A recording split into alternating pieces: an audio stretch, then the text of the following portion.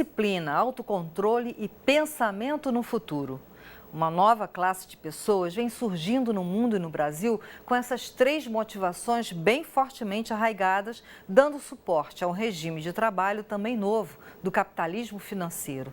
Para falar sobre esse fenômeno, a série Empreendedorismo e Sustentabilidade do programa Entrevista traz o professor e sociólogo Gessé Souza, autor do livro Os Batalhadores Brasileiros. Professor, essa nova classe trabalhadora, formada por pessoas que verdadeiramente dinamizaram o capitalismo brasileiro, é resultado de mudanças sociais profundas.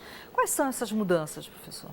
Elas são várias. Ela tem uma mudança que não é só no Brasil, ela tem a ver com uma mudança do capitalismo internacional, ou seja, exatamente o que a gente havia conversado sobre o capitalismo financeiro e desse capital que fica, né, esperando, quer dizer, quais são as suas melhores chances de investir, etc., né, porque você precisa de trabalhadores para que você possa retirar, enfim, o excedente a partir disso, né? É a partir disso aí que você vai ter lucro, juro, etc., né? E esse capitalismo não é só uma forma, quer dizer, ele não tem só uma forma financeira, ele também vai mudar o regime de trabalho. Ou seja, a forma como as pessoas vão trabalhar vai mudar, né? Quer dizer, o capitalismo, ao invés de ter pessoas que vão supervisionar, controlar, etc., né? Eles vão agora, de algum modo, especialmente com essas novas formas de legitimação, empreendedorismo, faça você mesmo, etc., etc. Quer dizer, isso também tem a ver com toda uma nova educação do trabalhador para torná-lo flexível, racional, ou seja, ele vai obedecer ao mercado sem estar dentro de uma fábrica, né? Sim. Ele vai pensar que ele vai estar livre, né? Mas ele vai estar sendo, né, obviamente, determinado por forças que ele não controla e as quais ele não compreende também, né? Então, também ele vai comprar isso, ele vai pensar, puxa vida, então todos nós somos empresários agora, etc. O que é muito bom para a empresa, né?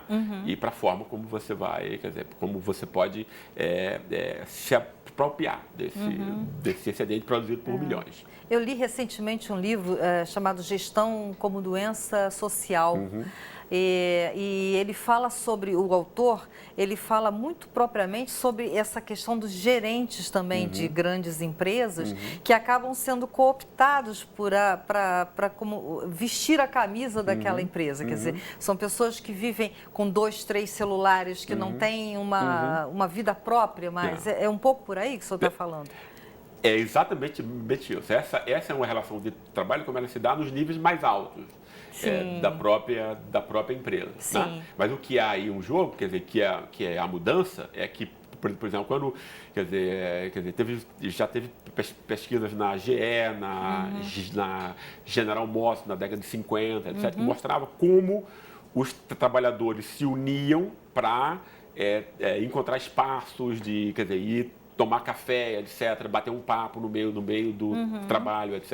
Isso tudo passa a ser, né, quer dizer, essa luta de classes dentro da própria empresa, em que os trabalhadores, enfim, eles se percebem como um grupo, né?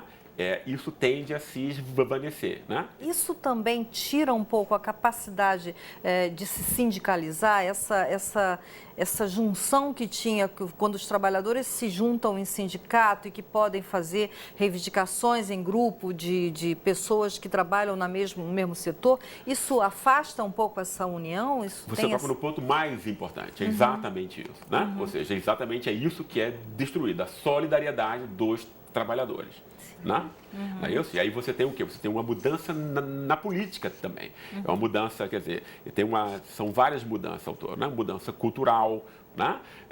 Quer dizer, uma opinião vai ser sempre veiculada nos jornais, na televisão, né? Tem pouco espaço de dissenso, não é isso? Sim. Né? A democracia, entre aspas, assume uma nova função, né? O parlamento decide menos, né? No fundo, essas coisas já estão predecididas de modo econômico, técnico, né? E que esse é um embate que vai se dar na esfera pública, na mídia, etc., né? Sim. Esse capitalismo financeiro também compra mídia, imprensa, etc., quer dizer, não só no Brasil, mas em todos os lugares, né? Então, tem meio que a dominância de uma opinião só, né? Sim. Com uma aparência de vida democrática, mas a vida democrática ela exige o dissenso, o contraditório, e é esse contraditório que está sendo eliminado, né? Dentro da fábrica e fora dela. Eu fico perguntando qual é o papel do Estado nessa história. Quer dizer, que a gente está falando dos trabalhadores, de alguma forma, prestando serviço e talvez até obediência às empresas.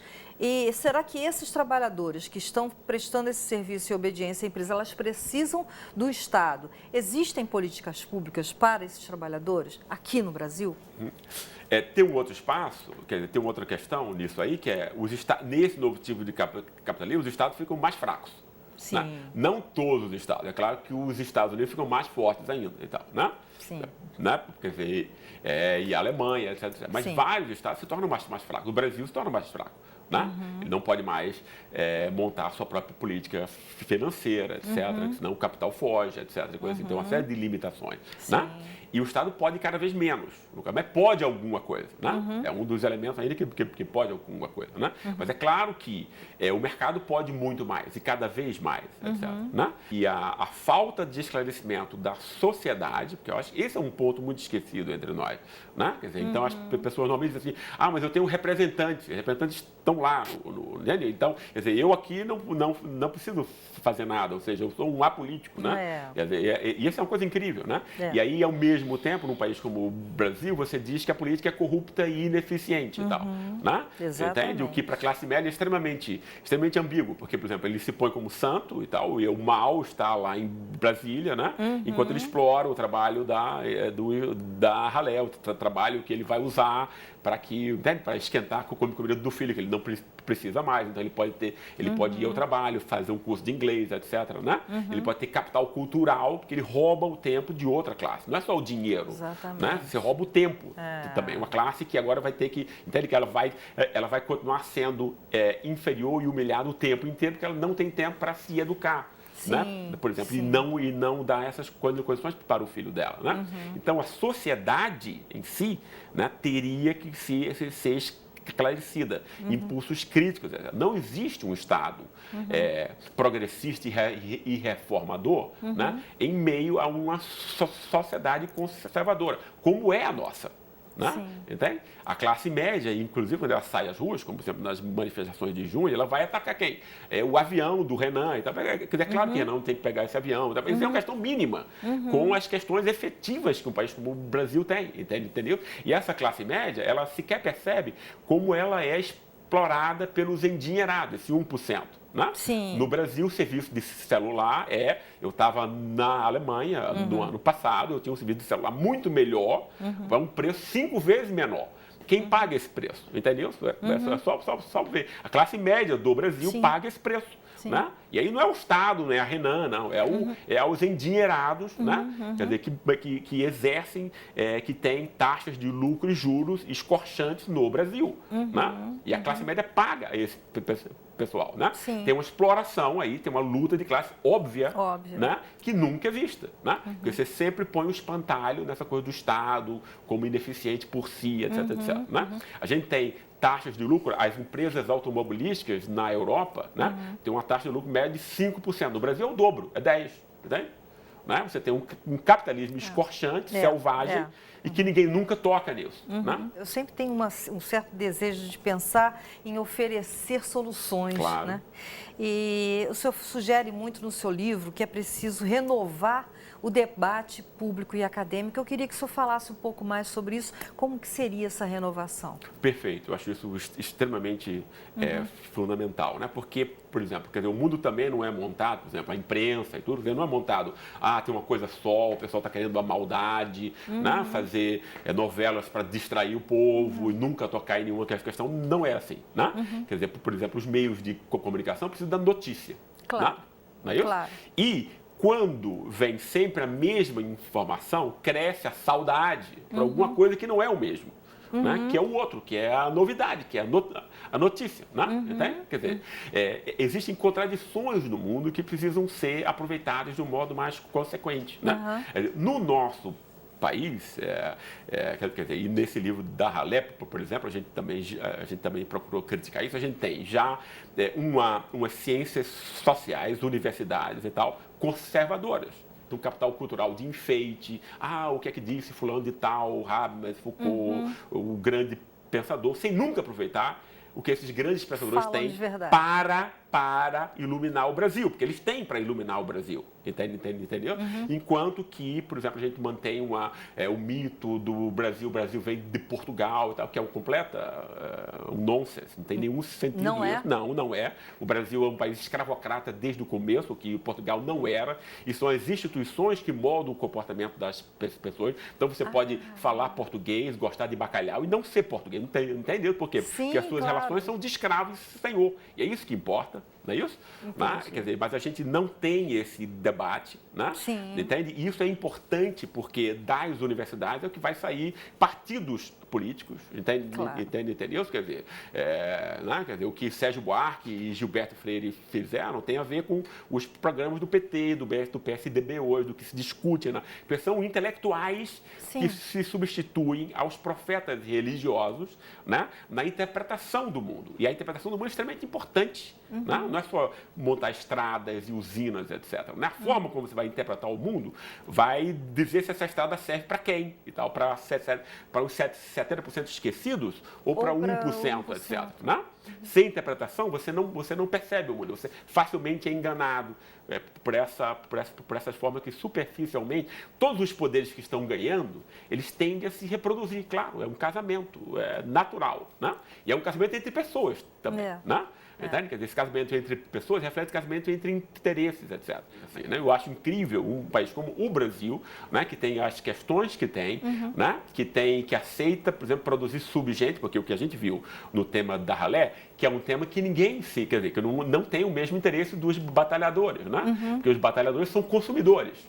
A Ralé não é consumidora. Só para a gente colocar para o telespectador, Ralé brasileira foi a primeira pesquisa. Foi a primeira pesquisa, quer dizer, e Ralé, claro, ninguém está insultando esse pessoal longe de nós. O que a gente está querendo dizer é o seguinte: olha, Brasil, especialmente a classe média, que é quem vai ler o livro, olha, vocês estão preocupados com o avião de Renan, ok, que é razoável e tudo, mas ele nem se compara em importância ao fato de que nós todos mantemos no nível cotidiano, né, humilhados e sem nenhuma chance, 1/3 da população brasileira. Uma ralé, efetivo, um lixo, né? Quer dizer, o pessoal que não vai aprender nada na escola, porque como na nossa entrevista ele ficava vendo o quadro negro 3 ou 4 horas, sem compreender. O que é isso, sem compreender? Sem capacidade de concentração. Não temos estímulos emotivos e afetivos que fazem com que a pessoa se concentre. Algumas classes têm isso e outras não. Esse fato de que outras classes não tenham isso é culpa das classes que dominam. Né? Porque a classe média não decide mais a eleição no Brasil, mas ela decide o que vai sair na TV, o que vai ser ensinado na escola, o que vai ser julgado no tribunal, etc, etc. E que essa classe média se importe com assuntos de menor importância, como é o tempo inteiro, isso significa que ela é transformada em tola. E o país dela, que ela tem uma extraordinária responsabilidade, é um país perverso como poucos no mundo. Talvez a África do Sul seja um país que tem um nível de exploração, desigualdade como o nosso. Então, um país que convive com aceitar ser pessoas sem nenhuma chance. Né? Porque essas pessoas não vão ter escola. Aí não é só a escola o negócio, né? Porque a competição social e a luta social começa no berço, antes da escola. Na escola, com 5 anos, já está 90% decidido o que essa pessoa vai ser, quais são os limites e as possibilidades dela. Discussões como essa, né? A gente não tem no Brasil. Né? Aí, novo agora, eleição para presidente. Né? Aí está falando, tal, caso de corrupção. Ou seja, novamente, não estão se discutindo as grandes questões. O que tem que ser discutido. Mas a manipulação emotiva do eleitorado. Muito obrigada, professor. Uma excelente conversa. Nós ficamos por aqui. Obrigada pela sua companhia e até a próxima.